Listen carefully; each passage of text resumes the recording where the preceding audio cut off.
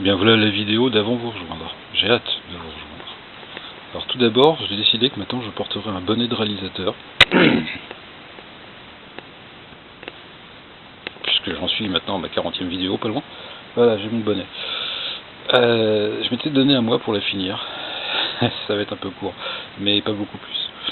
C'est peut-être pour ça que j'étais pas pressé de m'y remettre, c'est que je savais pertinemment qu'il y avait des détails que j'avais passé vite et que je pourrais pas m'empêcher d'y retoucher. Et j'avais pas trop envie de faire ça. Alors, je sais pas par où commencer, tellement j'ai pas arrêté. Oui, l'électricité, le faisceau électrique. Et le faisceau électrique, ça c'est la bonne nouvelle. Il est terminé à 80%, 82%. Oui. Je tente de vous montrer à quoi ressemble la nouvelle casserole. C'est drôlement rangé et il y a vraiment très peu d'éléments. Il ne me reste plus que le tableau de bord à terminer. Vous inquiétez pas pour les trous, j'ai de quoi les remplir. Alors ça, ce sera l'emplacement de votre chargeur de smart. Il faudra que je vous en parle. Vous me ferez penser à me faire penser à vous en parler de ce truc-là. Je vous expliquerai. Ça, c'est une adaptation toute bête que voilà. Alors ça, c'est les fameuses lumières que vous avez au-dessus de la tête. Et figurez-vous que j'ai réussi à les identifier. Ce sont des Dobrulux, d'authentiques Dobrulux. Loupiote en bakélite, tout le corps est en bakélite, et ça là, cette partie c'est du vrai verre, c'est pas du plastique, du vrai verre. Ce sont des Dobrulux. Et oui, faut-il le savoir, la Dobrulux, c'est comme Balaco, personne ne les connaît, mais c'est indispensable. Donc l'électricité est bientôt terminée. J'arrête pas de recommander des pièces chez AES Électronique en Angleterre, parce qu'ils ont énormément de choses très intéressantes. Alors je vous parle pas des câbles que j'ai maintenant en 4 diamètres et en de multiples couleurs. C'est le minimum, j'ai vraiment le minimum. Ils ont des choses très intéressantes chez AES. Ils ont ça, par exemple, pour ressortir mon cosse. Alors ça vous permet, c'est un interconnecteur de Cost Fasten. Voilà, c'est un double mâle qui permet de connecter 2 femelles. Et ça, c'est drôlement bien. C'est drôlement bien, cherchez pas. M'énervez pas ce soir.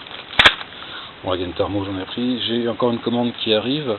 L'électricité, c'est pas drôle. C'est drôle au moment, mais après, ça devient fatigant. Je suis content d'avoir bientôt fini. Donc j'ai fait des modifications, des ajouts. J'ai simplifié là où c'était nécessaire. Et j'ai commandé beaucoup de choses ces derniers temps. Des choses pas forcément utiles dans l'immédiat, mais qui peuvent s'avérer plus tard. Notamment ça. Alors, sur les BMW, il y a des trucs qui sont géniaux. Les ingénieurs allemands étaient névrosés et complètement frappés. La plupart du temps, ils ont fait n'importe quoi. Mais il y a rares choses qui sont bien sur les BM. C'est pas fabriqué par BM, c'est fabriqué par Sidler. Ce sont des plaquettes qui se trouvent dans le phare, au fond du phare. Des plaquettes de connexion. Vous voyez au dos là, comment c'est fichu. Ça, c'est drôlement bien, parce que ça permet de connecter des fils sans que les fils se promènent, en fait. Parce que si vous n'avez pas ça, vous devez les connecter entre eux, ils se promènent, ou alors vous devez utiliser ce genre de truc. Vous voyez, ça c'était sur les MZ. Ça c'est pas mal aussi. Mais quand vous en avez un paquet à connecter, vous voyez, là vous pouvez en connecter que 6. Là vous pouvez en connecter une vingtaine, 20 ou 25. Et en termes de place, c'est drôlement bien, c'est tout plat. Et puis surtout, il y a 2 portes fusibles. Vous pouvez placer 2 fusibles dans votre circuit. Et lorsque vous avez besoin de placer des diodes, ce qui peut être très utile aussi, vous pouvez les souder. Ici, il y a une petite diode de souder, mais vous pouvez en mettre ailleurs. C'est génial. Et ce truc, c'est plus référencé chez BM. C'est-à-dire c'est plus disponible. Alors c'est le moment de les acheter par paquet de 4 à un vil prix, parce que ce sera réutilisé sur les futurs Zanadar que je compte bien faire un jour. Voilà, c'est un investissement, ne paniquez pas. J'ai acheté plein de choses. Alors, vraiment, voilà. Alors, j'ai acheté plein de choses. Cette moto, j'ai décidé, en fin de compte, que je vais la finir top pile poil, et pas la faire à moitié, parce que ça aurait été la bâclée. Alors, ces coudes, vous voyez, ces coudes d'échappement, qui sont en acier, il y a un coup de transfert de raccord entre les deux. Il paraît que ça fait que la machine est plus souple. Il y a beaucoup de motos qui n'en ont pas, pas super convaincu. Et puis de toute façon mes coudes ils sont moches et c'est pas l'inox. Donc j'ai envoyé un courrier chez Vattier Mécatig. C'est en France, c'est un atelier, c'est l'atelier qui il y a 30 ans a fabriqué les fameuses pipes. Vattier est très réputé, enfin très connu en tout cas, je sais pas si c'est justifié, je pense que oui. Et je leur ai commandé des coudes en inox. Donc ce qui sort de la culasse et qui rejoint qui se connecte au pot d'échappement. Et sans le fameux tube de transfert, parce que ce tube pollue la magnifique ligne de mon moteur. J'ai décidé. Alors ce carter tout poli, c'était mon ancien carter qui avait des rainures sur le devant, comme toutes les séries 6. J'ai décidé de virer ces rainures, d'en faire un carter de série 5. Dans l'optique de rendre toujours plus lisse ce moteur, vous vous souvenez que je vais mettre un bouchon comme ça à la place de la jauge d'huile. J'ai dû négocier pendant une semaine avec un type du côté des Alpes bavaroises parce qu'en fait son site il marchait pas parce qu'on sait pas pourquoi mais je voulais quand même ses produits.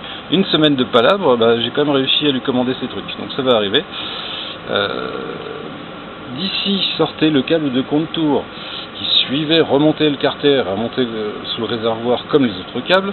J'ai réussi à l'intégrer dans le carter d'allumage devant et il va ressortir ici. Il faut que je fasse un trou, commande d'autres pièces chez BM nécessaires pour adaptation. Ça, ces écrous, je les change en neuf parce que j'en ai marre de les voir pas beaux. Puis il y en a un qui est une lettre de casser. Et m'embêtez pas, c'est pas le moment. Et tout un tas de choses dont je pourrais même pas. Ici, je fabrique des petites platines en inox de fixation. Là, pour mon nouveau rack MZ qui va servir de rack de liaison. Je vais aussi fabriquer d'autres platines ici, ce seront les bobines d'allumage. Derrière le boîtier d'allumage, j'avais fait une platine en ferraille à l'époque, peinte, c'était pas beau, c'était pas de l'inox, on va refaire en inox dans cette optique là. Là les bobines d'allumage, j'ai fabriqué un petit support, la moitié de leur support, et j'ai commandé des cylindres blocs adaptés parce que les bobines d'allumage, tout comme les boîtiers d'électronique, ça n'aime ni la chaleur ni les vibrations.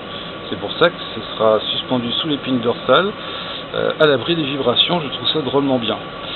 J'ai repassé une commande de pièces chez ES Électronique pour leur commander tout un tas de choses, y compris de quoi refaire les câbles, très très gros câbles pour le démarreur et de masse.